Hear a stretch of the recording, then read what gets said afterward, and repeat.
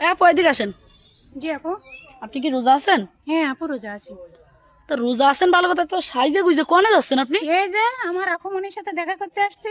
দেখেছেন আমার আপু আমাকে কত ভালোবাসে, রোজা থেকে এত সুন্দর কিউট ভাবে সেজে আসছে।